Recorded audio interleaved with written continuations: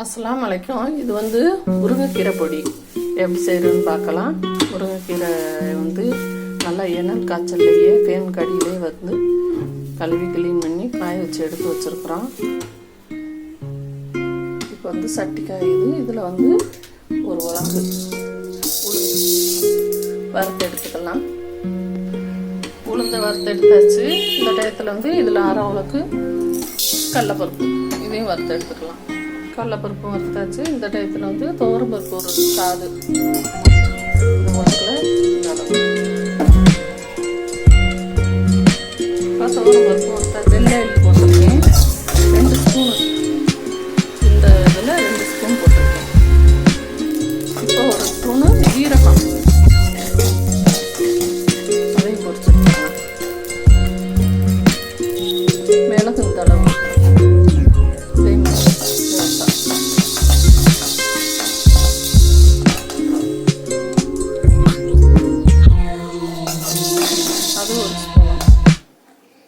கொஞ்சம் போல நல்லெண்ணெய் ஊற்றிருக்கேன். ஒரு 10 வெள்ளை பொருட்கள் தோலெல்லாம் நீக்காமல் நச்சு வச்சுருக்கேன். அதை போட்டு இதில் நல்லா பொரிச்சு எடுத்துடலாம். நல்லா ஒரு ஓரளவு பொரிச்சு எடுத்தாச்சு. இதெல்லாம் 5 மிளகா வறுத்தேன். காரம் கூட வேணும்னா கூட போட்டுக்கலாம், கம்மியாக வேணும்னா கம்மியாக போட்டுக்கலாம். அதையும் வறுத்து எடுத்துடலாம். முருங்கைக்கீரையை போட்டு நல்லா சூடு காட்டி எடுத்துக்கலாம். லைட்டாக சூடான போகும். இப்போ வந்து இறக்கிடலாம். இப்போ இது நல்லா சூடு ஆறிடுச்சு. இந்த டயத்தில் வந்து மிக்சியில் போட்டு அடித்து எடுத்துக்கலாம். இது இந்த அளவு உப்பு போட்டுக்கலாம். போட்டு எல்லாத்தையும் நல்லா அடித்து எடுத்துக்கலாம்.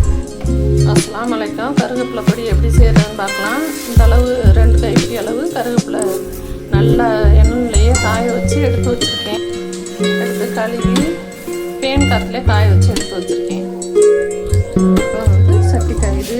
இதில் வந்து ஒரு உலக்கு உளுந்து போட்டு வறுத்து எடுத்துக்கலாம். எண்ணெயெல்லாம் ஊற்றிடக்கூடாது, வெறும் சட்டியிலே தான் வறுக்கணும்.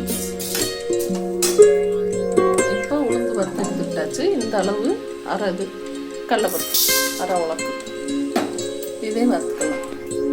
இப்போ கடலைப்பருப்பையும் வறுத்து எடுத்துக்கிட்டாச்சு. இந்த டயத்தில் வந்து எள்ளு வெள்ளை எள்ளு இதில் 1.5 ஸ்பூன் வெள்ளை எள்ளு போட்டிருக்கேன். அதையும் வறுத்து எடுத்துக்கலாம்.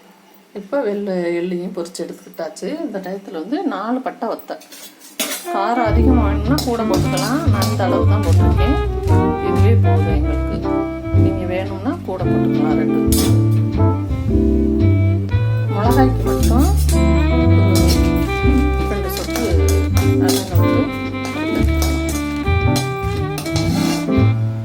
மிளகாய் வறுத்து எடுத்துக்கிட்டாச்சு. 5 வெள்ளைப்பூண்டு நச்சுட்டு போட்டிருக்கேன். நல்லா வறுக்கணும். இப்போ வெள்ளைப்பூடையும் நல்லா பொரிஞ்சு எடுத்தாச்சு. இப்போ 2 கைப்பிடி அளவு கருவேப்பிலை காய வச்சு அதிலே கொஞ்சம் போல உப்பும் தேவையான அளவு போட்டுக்கலாம்.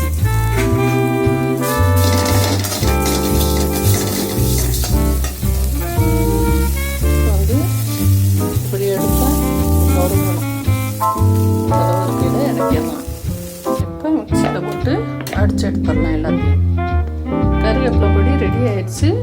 இப்போ வந்து பெருங்காயம் இந்த அளவு போட்டு அதிலேயே கலந்துடலாம். இந்த மாதிரி பாட்டிலில் எடுத்து வச்சுக்கலாம். ஒரு மாதத்துக்கு கூட அது பாட்டுக்கு கெடாமல் இந்த மாதிரி செஞ்சு பாருங்கள். உடம்புக்கு நல்லது கருவேப்பிலை. அஸ்ஸலாமு அலைக்கும்.